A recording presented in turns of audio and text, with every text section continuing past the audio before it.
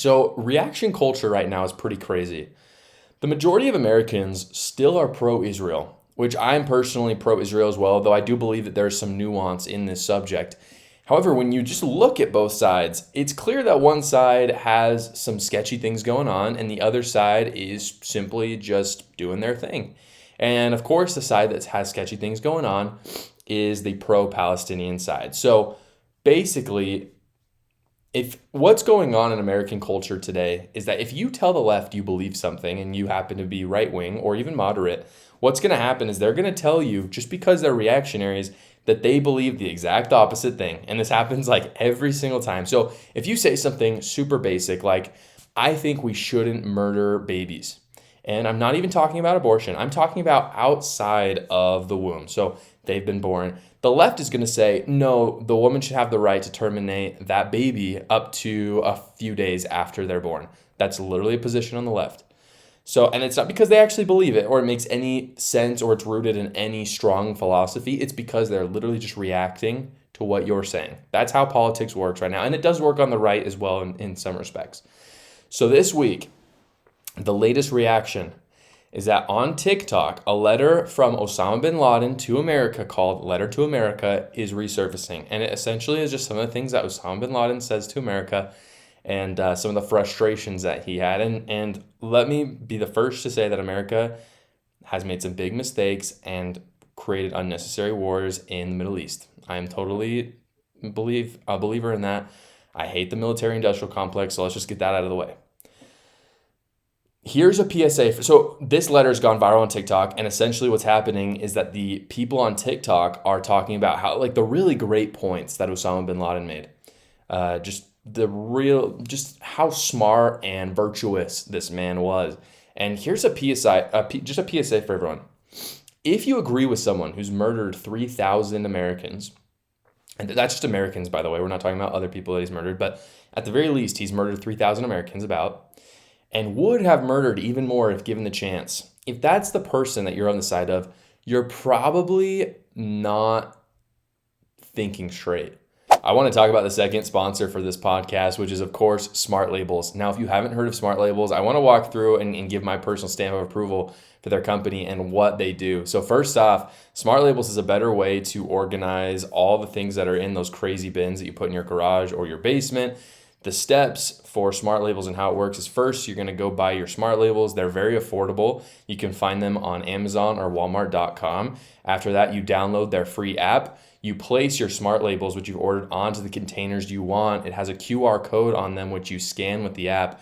Once you've scanned that, you can now label effectively everything in that bin. So you're going to name something for that bin. You can take a picture of what the bin looks like, where you're putting it, all of the items in that container. And now, instead of having to go back and look through all of your bins, you can simply just search in your Smart Labels app, Christmas lights. And it's going to tell you not only what bin it's in, but it's going to tell you the exact location and show you a picture so you're not confused. And of course, you can edit those things at any time. Me and my wife love it. It is such an easier way to organize. It's very affordable as well. So I highly suggest you go check them out. Again, it's called Smart Labels, and you can find them at Amazon.com or Walmart.com as well. You've probably been caught up in this reactionary cycle. And what's happened on TikTok is that it is going viral, where people are talking more and more about how Osama bin Laden made some fantastic points. Likewise, by the way, if in this conversation that's gotten started with Israel again because of what happened on, I think it was October 7th, if you side with Hamas, a group that's killed 1,500 Israelis and would have killed much more, by the way, they would have killed all of them if they could have. If you're on the side of Hamas, you're on the wrong side.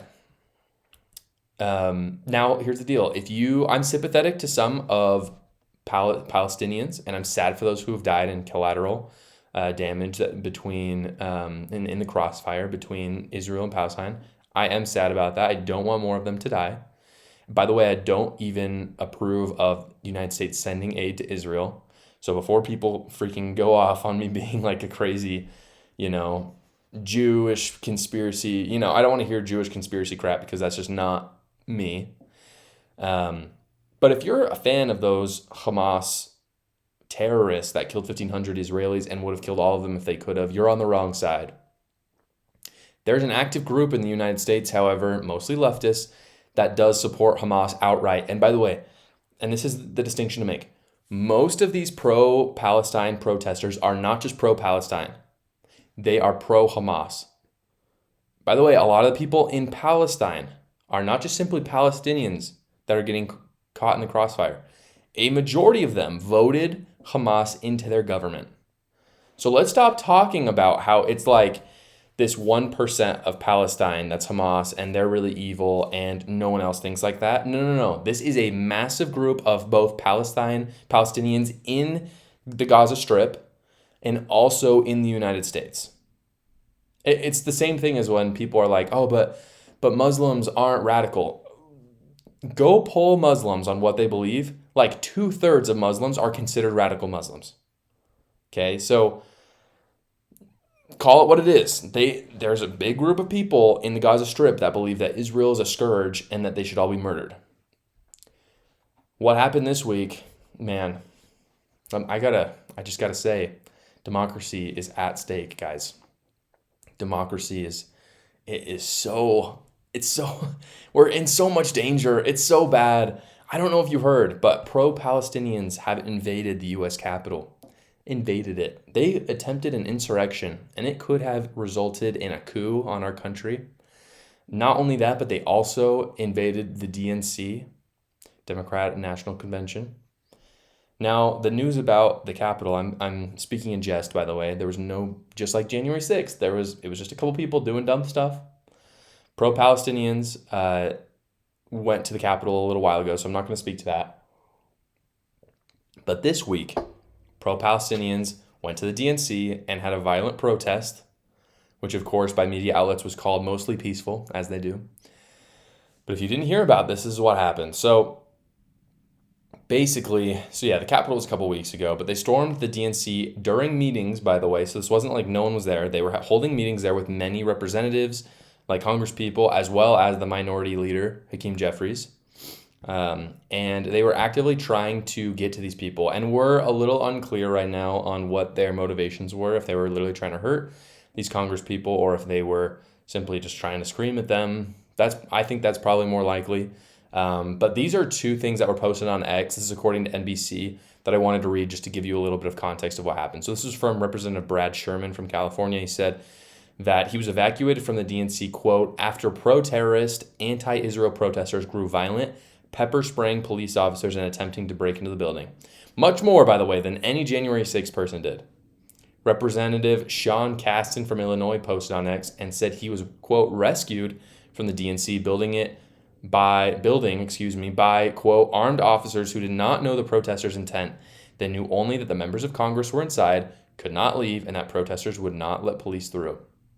So obviously these two people were fearing for their life a little bit. The protesters were far more angry and more violent than what we've seen maybe since the BLM riots.